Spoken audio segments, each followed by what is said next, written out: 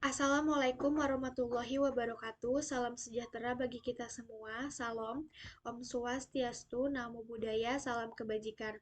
Perkenalkan, anggota kelompok saya, Dinda Saidah, Anggun Nurmalasari, dan Magdalena Ledi.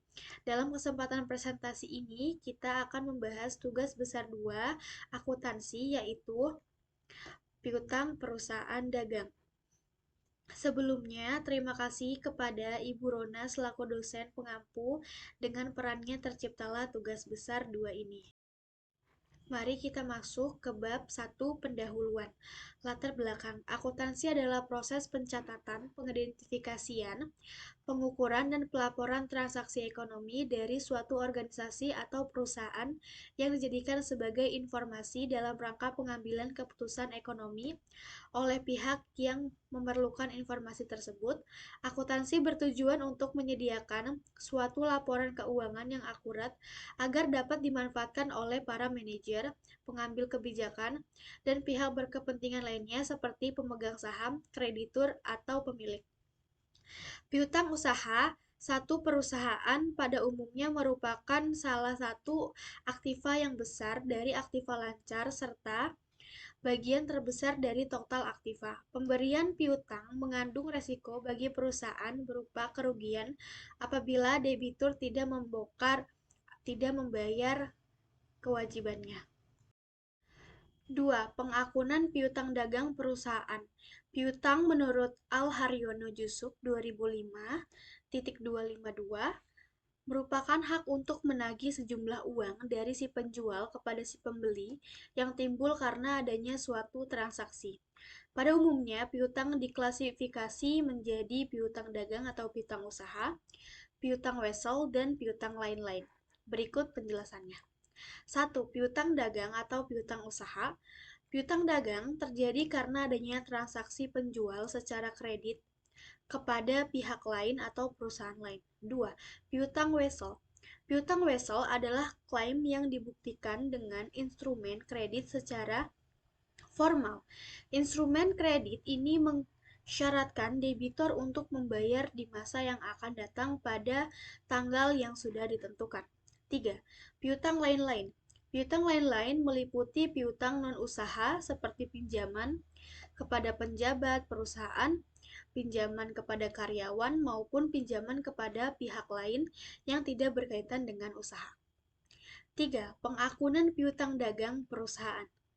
Piutang dagang dapat diakun atau dicatat ketika perusahaan mendapatkan piutang dagang tersebut dengan cara melakukan transaksi penjualan kredit dan terjadinya potongan harga atau retur terhadap pelunasan piutang dagang oleh perusahaan. 4. Metode pencatatan piutang dagang.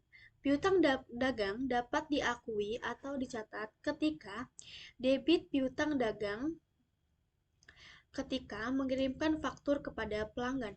Kreditkan piutang dagang ketika menerima pembayaran faktur dari pelanggan.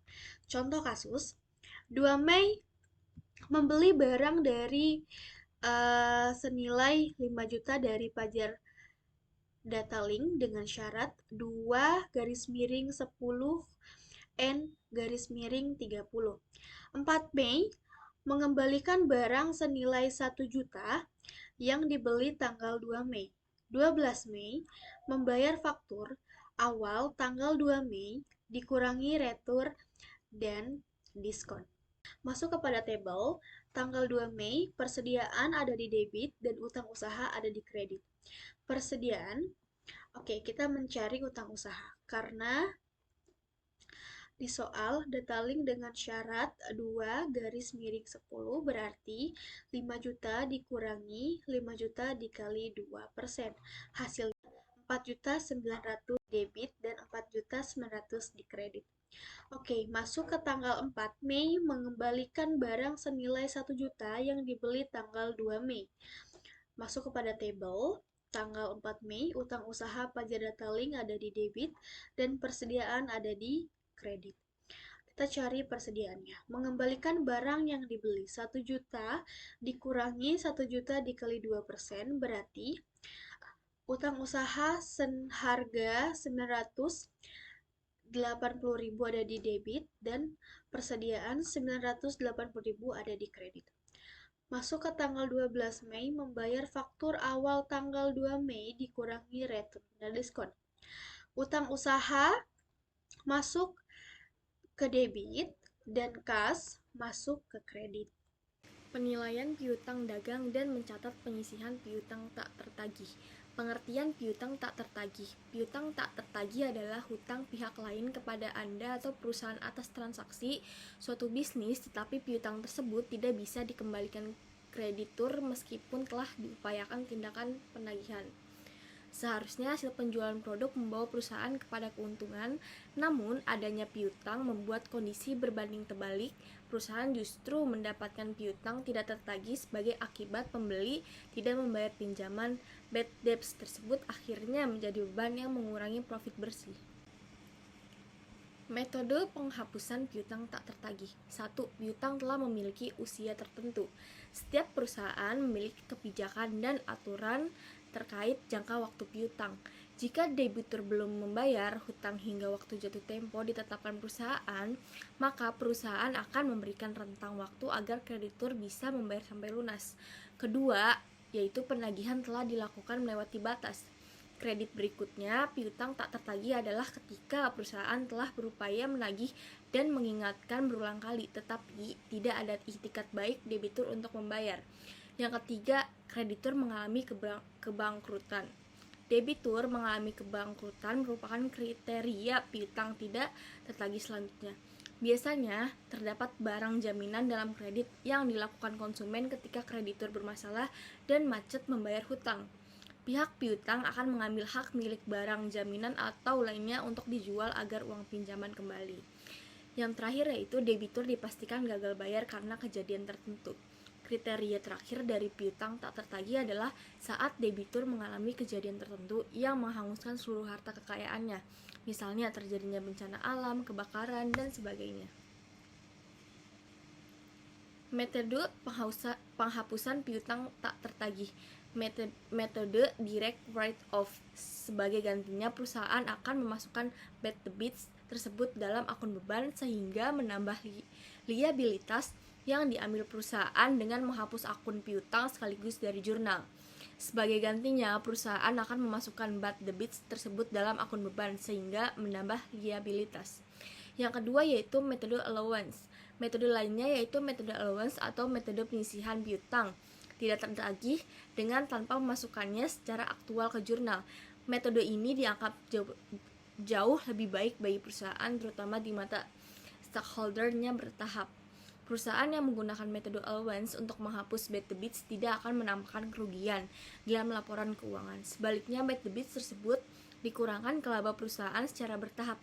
Metode ini dianggap jauh lebih baik dari perusahaan, terutama di mata stakeholder-nya. Cara melaporkan piutang tidak tertagih di dalam jurnal. Nilai piutang tidak tertagih tidak mampu diprediksi secara pasti, sehingga pihak keuangan perusahaan akan sulit melaporkan piutang tersebut dalam jurnal.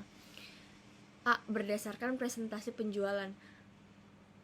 Cara pertama dengan melaporkan berdasarkan presentasi penjualan diawali dengan menjumlahkan penjualan hutang bersih dan tidak tertagih sehingga ditemukan presentasi penjualan.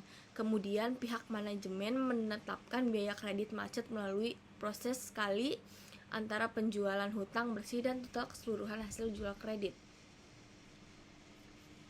Contoh kasusnya seperti PT Alfa Jaya menjual sebanyak 100 unit produk seharga 25.000 kepada debitur A dengan skema piutang dagang.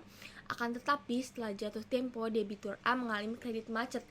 Perusahaan telah melakukan beberapa kali penagihan tapi hasilnya sangat sama. PT Alfa Jaya akhirnya memutuskan melakukan direct write-off untuk debitur A dengan jurnal sebagai berikut. Piutang tak tertagih 25.000 dikali 100 unit sama dengan 2.500.000. Tanggal 28 Juni, akun piutang tak tertagih di debit 2.500.000, piutang dagang debitur A di kredit 2.500.000. Akan tetapi ternyata pada 31 Desember 2021 debitur A bisa membayar piutang tak tertagihnya. Alfa Jaya wajib mengeluarkan piutang tak tertagih dari akun debit perusahaan seperti berikut. Tanggal 31 Desember akun piutang dagang debitur A masuk di debit 2.500.000, piutang tak tertagih di kredit 2.500.000. Kas masuk di debit 2.500.000, piutang dagang debitur A di kredit 2.500.000. Selanjutnya yaitu berdasarkan presentasi piutang. Metode penghapusan piutang tidak tertagih lainnya adalah dengan menghitung presentasi piutang.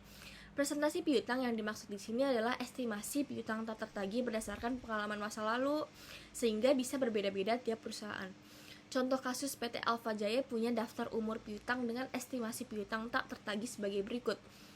Pelanggan debitur A, piutang dagang 2.500.000, jatuh temponya 1-30 lewat jatuh temponya 3-60 atau 90 hari senilai 2.500.000. Debitur B 2.500.000 belum jatuh temponya 1.100.000, 1 sampai tanggal 30 550 dan yang lainnya. Per 28 Juni 2021, piutang debitur A telah melewati batas penagihan 90 hari. Sedangkan debitur B dan E sudah jatuh tempo selama 1 minggu.